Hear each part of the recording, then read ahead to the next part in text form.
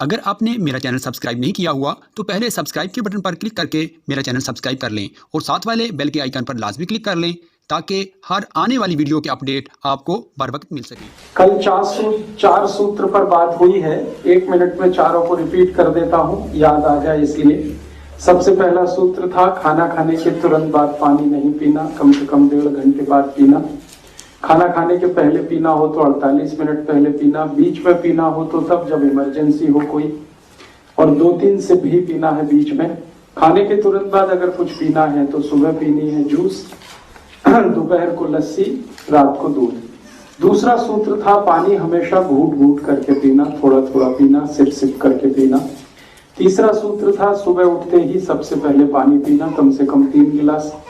और चौथा और आखिरी कल का सूत्र था ठंडा पानी कभी नहीं पीना। 5वें सूत्र पे हम चलते हैं।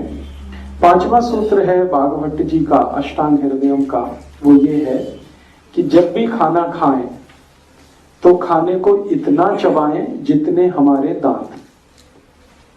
जब भी हम खाना खाएं तो खाने को इतना चबाएं जितने हमारे दांत। अब हमारे दांत हैं 32, तो 32 बार चबाना। अगर 28 है तो 28 बार चबाना, 26 है तो 26 बार चबाना। जितने दांत हैं उतनी बार भोजन चबाना है, ये नियम है। इसके पीछे का लॉजिक क्या है, क्यों ऐसा करना है? सीधा सा लॉजिक है कि ज्यादा अगर चबाएंगे ठीक से खाने को तो वो लार जो आपके मुंह में है, स्लाइवा, वो खूब अच्छे से मिक्स होगा और फिर ये अंदर जाएगा तो पचने में, डाइजेस्ट होने में बहुत आसान हो जाएगा। सिंपल सा लॉजिक है। इसलिए खाने को जितना ज्यादा चबा के खाएंगे उतना अच्छा है। हमारे बुजुर्ग लोग घर में जो बड़े बूढ़े होते हैं वो अक्सर ये कहते हैं पानी को खाओ खाने को पियो। अब पानी को खाने का माने सिप सिप करके पीना, और खाने को पियो माने खाने को इतना चबाना कि वो पानी जैसा हो जाए। ये नियम बहुत बहुत जरूरी है सबको पालन करना। इस एक नियम के पालन नहीं करने से बहुत तकलीफ है। आप सभी लोग जो परेशान हैं इस बात से कि हमारा मोटापा हो गया है, वजन बढ़ गया है, कोई परेशान है डायबिटीज हो गई है, कोई परेशान है कोलेस्ट्रॉल है, कोई परेशान है ट्राइग्लिसराइड्स है, कोई परेशान है हाइपरथायराइडिज्म है, ये जितने भी रोगों के मैं नाम ले रहा हूँ ये सब आपके रोग खत्म हो जाएंगे। बस आप खाने को चबा के खाना शुरू कर दीजिए। जितना ज्यादा खाना चबाएंगे वजन उतना ही आपका कंट्रोल रहेगा। 1 साल कर दीजिए इस नियम को, तो जितना सरप्लस वेट है वो सब का सब आपका साल भर में निकल जाएगा। चबा चबा के खाना शुरू कर दीजिए। इतना सिंपल है और लेकिन बहुत इफेक्टिव है। मैंने इस छोटे से नियम का हजारों लोगों पे परीक्षण किया है पिछले 12 वर्षों में, और इतने अच्छे परिणाम हैं जो किसी दवा के नहीं।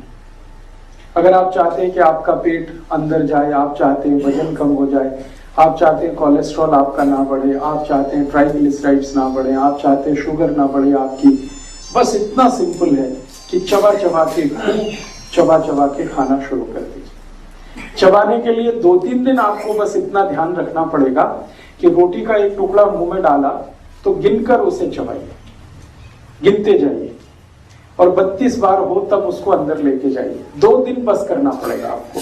तीसरे दिन से अपने आप गिनना शुरू हो जाएगा। आप भूल भी जाएंगे तो ये माइंड जो है ना, ये सुपर कंप्यूटर है, एक बार इसमें फीड हो गया तो तीसरे दिन से फिर आपको गिनना नहीं पड़ेगा, वो अपने से ही उतना ही गिनेगा, उतना ही चबाएगा। ये 5वां नियम है, बहुत आवश्यक है। आप इसको फॉलो करें तो बहुत अच्छा होगा। 6वां नियम है वो बहुत आज के लोगों के लिए जरूरी है। भागवत जी कहते हैं कि जब भी खाना खाएं, सुबह का हो, दोपहर का हो, शाम का हो, तो जमीन पे बैठ के खाएं, भूमि पे बैठ के खाएं। ये जो नियम है कि जब भी खाना खाएं भूमि पर बैठ के खाएं, जमीन पे बैठ के खाएं, आप तुरंत पूछेंगे इसका लॉजिक क्या? सिंपल सी बात इसमें है जो समझने की, वो ये कि हमारा जो शरीर बना है वो 2 पाए वाला है। 2 पाया माने हमारे 2 पांव हैं, और जानवरों का जो शरीर है वो 4 पांव वाला है। हम वर्टिकल हैं, ऊर्ध्वाधर हैं, और जानवर जो है सब हॉरिजॉन्टल हैं, क्षैतिज हैं। दोनों पर जो सेंटर ऑफ ग्रेविटी है वो अलग अलग है। हमारी जो पृथ्वी है, हमारी जो धरती है, इसमें एक ताकत है, एक बल है, एक फोर्स है, जिसको हम सब कहते हैं गुरुत्वाकर्षण बल, फोर्स ऑफ ग्रेविटी। और ये पूरी दुनिया में जहां तक पृथ्वी है वहां तक ये है। जब भी आप खड़े होते हैं, बैठते हैं, उठते हैं, चलते हैं, फिरते हैं, हमेशा ये फोर्स ऑफ ग्रेविटी आपके ऊपर काम करता है, हर समय काम करता है। जब आप बैठे होते हैं तो एक आसन होता है जिसको योग और प्राणायाम में कहा जाता है सुख आसन। आलती पालती मार के बैठना, ध्यान करने का आसन। तो ये जो सुखासन है, इस स्थिति में जब आप बैठते हैं तो सेंटर ऑफ ग्रेविटी एकदम आपके नाभि पे होता है, एग्जैक्टली नाभि पे होता है। और नाभि के बारे में अगर आप कभी भी ऑब्जर्व करें तो ये आपके बॉडी का सेंटर पार्ट है, एकदम केंद्र बिंदु है। आप जानते हैं, एक मोटी सी बात कहता हूं कि जब भी सेंटर पार्ट पर या सेंट्रल कोई भी बिंदु है वहां पर जब फोर्स लगता है तो इक्वली डिस्ट्रीब्यूट होता है वो सब जगह। फिजिक्स की एक छोटी सी जानकारी है जो मैं यहाँ पे यूज कर रहा हूं कि अगर केंद्र बिंदु पर कोई ताकत लगेगी तो वो हर तरफ बराबर मात्रा में डिस्ट्रीब्यूट होगी। तो हम जब बैठ जाते हैं सुख आसन में, सेंटर ऑफ ग्रेविटी हमारे नाभि पर केंद्रित हो जाता है तो पूरे शरीर में उसकी ताकत बटी हुई रहती है। और दूसरी बात क्या है जो समझने की है कि सेंटर ऑफ ग्रेविटी चूंकि नाभि पर है, हर एक फोर्स जो होता है, हर एक बल जो होता है, उसकी कुछ चार्जिंग कैपेसिटी होती है। वो चार्ज करता है, आवेशित करता है हर चीज को। तो सेंटर ऑफ ग्रेविटी अगर नाभि पर है तो नाभि चार्ज होती है, आवेशित होती है। नाभि के बिल्कुल पड़ोस में जठर है, एपिगैस्ट्रियम, तो एपिगैस्ट्रियम उससे चार्ज होता है। एपिगैस्ट्रियम की चार्जिंग का मतलब है उसमें अग्नि ज्यादा होती है, और अग्नि ज्यादा होने का मतलब है डाइजेशन के लिए पेस्ट अच्छे से बनता है, और पेस्ट अच्छा बनेगा तो रस अच्छा बनेगा, रस अच्छा बनेगा तो मांस मज्जा रक्त वीर्य जो मैंने कल बताया वो अच्छे से बनेगा, और वो अच्छे से बनेगा तो लाइफ आपकी डिसीज फ्री है। इसलिए आयुर्वेद में कहा गया, अष्टांग हृदय में कहा गया कि जब भी खाना खाएंगे तो जमीन पे बैठ के खाएं। अब आप बोलेंगे कि हमने डाइनिंग टेबल लाया हमारे घर में, क्या करें? डाइनिंग टेबल बड़ी विचित्र चीज है, इसके बारे में अगर हम थोड़ा समझ लें तो बहुत अच्छा होगा। हम में से किसी ने भी अपने घर में अगर डाइनिंग टेबल लाया है तो कोई दिमाग लगा के नहीं लाया कि हम इसको क्यों ला रहे हैं। ज्यादातर घर वालों को मैंने पूछा है कि भाई आपने डाइनिंग टेबल लिया तो उसके पहले कुछ सोचा होगा कि इसको लाना है तो क्या करना है, क्यों लाना है, इसका यूटिलाइजेशन क्या। अरे 1000 लोगों को अगर मैंने पूछा तो 999 ने जवाब दिया कि हमने तो इसलिए लाया कि स्टेटस सिंबल है। घर में लगता है कि भाई स्टेटस बड़ा है अगर डाइनिंग टेबल है तो। हमने कभी नहीं सोचा कि ये डाइनिंग टेबल उन लोगों के लिए है जिनकी हड्डियों के जोड़, जिनको जॉइंट्स आप कहते हैं, वो स्टिफ होते हैं, उनमें फ्लेक्सिबिलिटी नहीं होती। फॉर एग्जाम्पल अमेरिकन लोग, यूरोपियन लोग। अभी थोड़े दिन पहले स्वामी रामदेव जी अमेरिका गए। जब वो लौट के आए तो मैंने स्वामी जी से पूछा क्या अनुभव रहा, तो उनका यार बड़े विचित्र लोग हैं। मैं पूछा क्या? कि आसन लगा के भी नहीं बैठ सकते, सुखासन में भी नहीं बैठ सकते। वो मुझे बता रहे थे कि सुखासन में बैठने के लिए सिखाने को ही उनको सबसे ज्यादा समय चला गया। तो मैं कहा वज्रासन, उन्होंने कहा वज्रासन की तो कल्पना ही छोड़ दो तुम कि वो बैठ पाएंगे कभी। और स्वामी जी कहते थे कि जब भी मैं कहता था भाई आसन लगा के बैठो सुखासन में, जैसे मैं बैठा हूं, तो कहा किसी के पांव ऐसे निकले हैं, किसी के ऐसे निकले। परफेक्ट कोई भी सुखासन में बैठ नहीं सकता। वज्रासन तो बिल्कुल नहीं बैठ पाते। कारण एक ही है कि उनके जॉइंट्स जो हैं वो बहुत स्टिफ हैं, कड़े हैं। क्यों? क्योंकि उनको स्नोवियल फ्लूइड बहुत कम है जॉइंट्स में। हर एक जॉइंट्स में आप जानते हैं लुब्रिकेशन के लिए स्नोवियल फ्लूइड होता है, ईश्वर का बनाया हुआ, प्रकृति का दिया हुआ। हमारे भारत के लोगों का ये बहुत अच्छा सद्भाग्य है कि वो भारत की जलवायु में है, इसलिए उनके जॉइंट्स में स्नोवियल फ्लूइड बहुत है, बहुत फ्लेक्सिबल जॉइंट्स हैं हमारे। हम जैसे चाहें अपने को मोड़ कर बैठ सकते हैं, बशर्ते कि वजन ज्यादा ना बढ़ा हुआ हो। लेकिन यूरोपियन और अमेरिकन लोगों को ये बहुत तकलीफ है, ठंड में बहुत रहना पड़ता है। मैंने कल आपसे कहा 6-6 महीने सूरज के दर्शन नहीं होते उनको, 6-6 महीने बर्फ रहती है, -30 -40 टेम्परेचर होता है।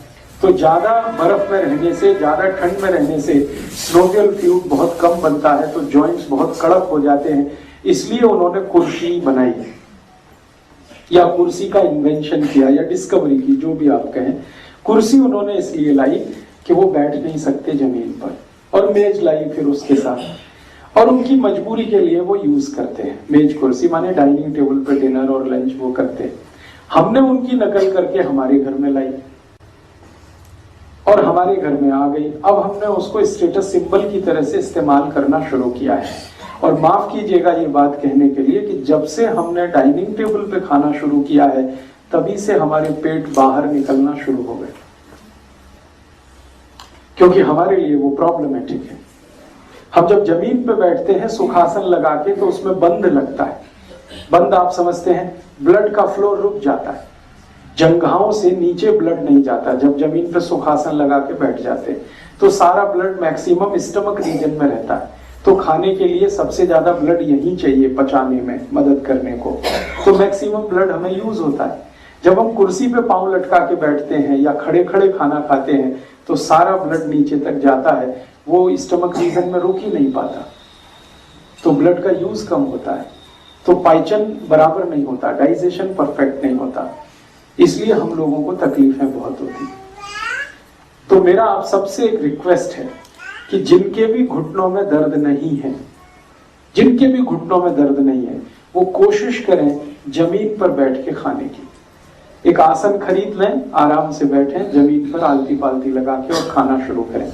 लगातार आप कर लीजिए, अपने आप देखेंगे 5-6 महीने में पेट अंदर जाना शुरू हो जाए अपने आप, बिना किसी एक्सरसाइज के। और दूसरा फायदा क्या होगा कि आपके बॉडी में स्नोवियल फ्लूइड और जो फ्लेक्सिबिलिटी है वो दोनों ही बढ़ेंगे, जॉइंट्स में पेन कम हो जाएगा। और आने वाले भविष्य में आप हमेशा इस बात को याद रखेंगे, हमारे भारत में कहा जाता है कि जमीन पे खाना, जमीन पे सोना, जमीन पे मरना, तीनों महत्वपूर्ण है। भारत में जब मृत्यु होती है ना, तो जमीन पे ही लिया जाता है उसको, क्योंकि शास्त्रों में कहा गया है कि जिनकी धरती पर मृत्यु है उन्हीं की मृत्यु अच्छी है, बेड पे मृत्यु अच्छी नहीं मानी जाती है। सारे बुजुर्ग लोगों को इस बात का ध्यान रहता है। मेरे दादाजी का स्वर्गवास हुआ था मेरी आंखों के सामने, तो बार बार वो मुझे ये बोल रहे थे कि जैसे ही मेरे प्राण निकले मुझे जमीन पे ले लेना। मैं बोला क्यों, इतना अच्छा तो बेड है। उन्होंने कहा बेड पे मरते नहीं। तब से मेरे दिमाग में आया क्यों नहीं मरते बेड पे, तो पता चला उसका पूरा विधान और शास्त्र है। और विधान और शास्त्र यही है कि आपका जो अस्तित्व है इस पृथ्वी पर, वो सेंटर ऑफ ग्रेविटी के कारण, फोर्स ऑफ ग्रेविटी के कारण है। आपका सारा अस्तित्व, आपका जीना, आपका मरना, सब कुछ उसके साथ है। तो जब आप मर रहे हैं तो उसके संपर्क में रहिए, खाने के समय उसके संपर्क में रहिए, जमीन के संपर्क में ज्यादा से ज्यादा रहना। इसी बात को दूसरे तरीके से हमारे बुजुर्ग लोग कहते हैं, जमीन से जुड़े रहो, जमीन मत छोड़ो, कोशिश करिए।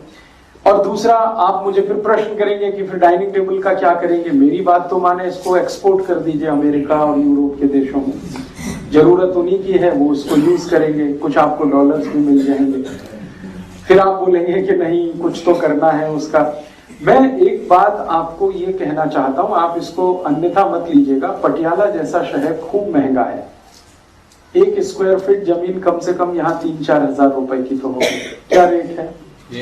इतना 3-4 हजार रुपए स्क्वायर फीट की जहां जमीन मिलती हो, वहां डाइनिंग टेबल से आपने कितना स्क्वायर फीट घर में कवर करके रखा है, जरा कैलकुलेट करो। एक तो डाइनिंग टेबल में इन्वेस्ट कर दिया, फिर कम से कम आपने 5-6 फीट लंबा चौड़ा होगा और 2-3 फीट चौड़ा माने उसकी ब्रेथ होगी, कम से कम तो 18-20 स्क्वायर फीट जमीन आपने कवर करके रखी है। 4000 से उसका गुणा कर लो, इतने रुपए आप वेस्ट कर रहे हैं। और फिर उसकी सफाई के लिए भी, झाड़ू पोछा लगाने के लिए भी तकलीफ होती है। और अल्टीमेटली जो मैं आपसे कहना चाहता हूं वो ये कि हमारे देश में वास्तुशास्त्र नाम का एक बहुत बड़ा विज्ञान है। वास्तुशास्त्र में ये कहा गया है कि घर में जितना स्पेस खुला रहता है, दिल और दिमाग भी उतना ही खुला रहता है। घर के स्पेस को जितना कवर करके आप रखेंगे, दिल और दिमाग भी आपका उतना ही छोटा हो जाएगा। हमने हमारे घरों में आजकल एक स्टेटस सिंबल के लिए काम शुरू किया है कि हम घर बनाते हैं स्पेस के लिए, फिर उस स्पेस को घेरने के लिए, कवर करने के लिए बहुत सारी चीजें उठा लाते हैं, सोफा ले आते हैं, कुर्सी ले आते हैं, डाइनिंग टेबल ले आते हैं, फिर उसको रख देते हैं, जगह कम हो जाती है, ओपन स्पेस बहुत कम हो जाता है। कई घरों में तो इतना कम हो जाता है कि ऐसे ऐसे बचकर निकलना पड़ता है। स्लीपर क्लास का जो कंपार्टमेंट होता है, बहुत सारे घरों की ऐसी स्थिति हो जाती है। मैंने इसी पंजाब में, हरियाणा में, राजस्थान में, गुजरात में, गांव में बहुत प्रवास किया है, तो गांव के जो घर देखता हूं इतने बड़े और खुले हुए, उनके पास क्या है, वो चारपाई यूज करते हैं। कितने इंटेलिजेंट लोग हैं, ये मैं सोच के हैरान हो जाता हूँ। बिना पढ़े लिखे, स्कूल नहीं जाते, कॉलेज नहीं जाते, फिर भी इनकी इंटेलिजेंसी का लेवल देखिए। वो चारपाई इस्तेमाल करते हैं, जिसको जब चाहे बिछा लिया, जब चाहे उठा के रख दिया। उठा के रख देंगे तो स्पेस ओपन हो गया, बिछा दिया तो स्पेस कवर हो गया। सबसे सस्ती है और सबसे अच्छी। तो आप कोशिश करिए ज्यादा से ज्यादा समय जमीन पे बैठने का हो, खाना खाते समय जमीन पे बैठना पड़े, आसन प्राणायाम करते हुए जमीन पे आपको बैठना पड़े, फिर वज्रासन करते हुए जमीन पे बैठना पड़े। सोने का भी अगर आप जमीन पे शुरू कर दें तो उससे अच्छी कोई चीज नहीं। जितना ज्यादा शरीर आपका ग्रेविटी के नजदीक होगा, माने शरीर का सारा भार सौंप दीजिए धरती माता को, वो आपको संभालेगी। डाइनिंग टेबल तो यूज बहुत ही कम करिए। अगर ले आए हैं तो मान लीजिए कि ये एक तरह से एंटीक पीस है। हमारे घर में बहुत सारे एंटीक पीस आ जाते हैं, वो रखे रहते हैं, बस देखने के लिए होते हैं, यूज करने के लिए नहीं होते हैं। तो उसको भी एक एंटीक पीस मान के आपके घर में रखिए। ज्यादा समय जमीन पे बैठ के खाना शुरू कर दीजिए और खाने के तुरंत बाद 5 मिनट नहीं तो 10 मिनट, 5 मिनट तो कम से कम, 10 मिनट तो अधिक से अधिक वज्रासन में बैठना शुरू कर दीजिए। वज्रासन आप सभी जानते हैं, नहीं जानते हैं तो ये पतंजलि योग समिति के सब कार्यकर्ता, योग शिक्षक आपको सिखा देंगे वज्रासन कैसे लगाया जाता है। तो लंच के बाद जमीन पे बैठ के ही वज्रासन लगा लें, डिनर के बाद जमीन पे बैठ के ही वज्रासन लगा लें, तो सूत्र भी पालन होगा और आपके शरीर का वजन लगातार गिरते हुए एक जगह आके आपको स्टेगनेट हो जाएगा। इसमें यह चिंता करने की जरूरत नहीं है जो कल आपकी चिंता थी कि वजन और कम तो नहीं हो जाएगा, बिल्कुल नहीं होगा। जहां रहना चाहिए आपकी हाइट के हिसाब से, जो आपका वेट होना चाहिए, वहीं पे जाके स्टैग्नेट हो जाता है, उसके नीचे कभी भी नहीं जाता। क्योंकि ये मेरा 12 साल का तजुर्बा है और मैंने कल आपको उदाहरण दिया था, फिर उसको रिपीट कर रहा हूं कि मैंने ऐसे बहुत पेशेंट को वेट लूज कराया है जिनका 160, 150, 140, 170, सिंपल से इस सूत्र का पालन करके। एक सूत्र मैंने बोला, चबा चबा के खाना, पानी को घूट घूट पीना, 1-1.5 घंटे के बाद पानी पीना, खाने के बाद वज्रासन में बैठ जाना, जमीन पे बैठ के खाना। इन्हीं सूत्रों का पालन करके साल भर में किसी ने 40 किलो लूज किया, किसी ने 50 किलो लूज किया, किसी ने 25 किलो लूज किया। कोई मेडिसिन नहीं, कोई डाइटिंग नहीं। मैं बहुत सख्त खिलाफ हूं कि डाइटिंग करके वजन कम किया जाए, क्योंकि जैसे ही आप डाइटिंग करके वजन कम करेंगे थोड़े दिन के बाद वो और ज्यादा बढ़ जाएगा। उपवास करके वजन कम करना दुनिया में सबसे खतरनाक तरीका है। उपवास कम करके कभी वजन कम ना करें, डाइटिंग करके कभी भी वजन ना कम करें। जब आपके पास ऑल्टरनेट है तो डाइटिंग की जरूरत नहीं है, क्योंकि डाइटिंग से क्या होता है, प्रोटीन बहुत कम हो जाते हैं शरीर में, वो फिर दूसरी तरह की कमजोरियां आपको दे जाते हैं। फिर क्या होगा कि एक तरफ आप वजन कम करते जाएंगे, दूसरी तरफ आपको जॉइंट्स पेन बढ़ता चला जाएगा। एक बीमारी से निकलेंगे, दूसरी में फंस जाएंगे। तो डाइटिंग करके वजन कम कभी भी मत करिए, कभी भी उपवास रख के वजन कम मत करिए। आप भरपेट खाइए, जितना खाते हैं, जितनी आपकी कैपेसिटी। अगर आपकी कैपेसिटी है उससे थोड़ा कम खाइए, बस इतना ही मेरा कहना है। बाकी इस नियम को ध्यान रखिए, जमीन पर बैठ के खाने का, चबा चबा के खाने का, खाने के 1.5 घंटे के बाद पानी पीने का, पानी घूट घूट करके पीने का, सुबह उठते ही पानी पीने का। ये छोटी छोटी बातों को फॉलो करते हुए आप देखेंगे 1-1.5 साल में आपकी बॉडी एकदम चुस्त और दुरुस्त और पहले से ज्यादा फ्रेश हो जाएगी। तो कोशिश करिए, ये जो नियम मैंने बताया जमीन पे बैठ के खाना, ये 6वां नियम है। 7वां नियम आयुर्वेद का 7वां नियम है जो बहुत बहुत जरूरी है आप सबको जानना और समझना। वो ये है कि जब भी लंच करें, जब भी लंच के तुरंत बाद आराम करना। बहुत आवश्यक है। जिनकी एज 40 प्लस है उनको तो कंपलसरी है लंच के बाद आराम करना, तुरंत बाद। इसको नियम को ऐसे कहा गया है कि लंच के बाद कभी भी कोई काम नहीं करना। ये ऐसे कहा गया है, लंच के बाद कभी भी कोई काम नहीं करना, कितना भी जरूरी हो, आराम करना। अब आप तुरंत बोलेंगे फिर तो वजन बढ़ेगा। वजन कब बढ़ता है? ध्यान रखें, जब लंच के बाद आप 2 घंटे सो गए, 3 घंटे सो गए तो वजन बढ़ता है। आयुर्वेद में कहा गया है कि लंच के बाद सबको 48 मिनट सोना ही चाहिए। 48 मिनट से 50 मिनट्स का टाइम दिया गया, ब्रेक लेना ही चाहिए। क्यों लेना है? वो डाइजेशन के लिए। क्या बात है जो लंच के तुरंत बाद हमको लेटना चाहिए, आराम करना चाहिए? बात सीधी सी ये है, बार बार मैं आपसे कह रहा हूं कि जैसे ही हम खाना खाते हैं पेट में अग्नि जल जाती है। अग्नि जो है वो सारी की सारी ब्लड की मदद से जलती है। हमारा जो ब्लड है ना बहुत गर्म है, खून बहुत गर्म है। इसी की गर्मी से रक्त में जो गर्मी है, खून में जो गर्मी है, वही गर्मी है जो खाने को डाइजेस्ट करने में मदद करती है।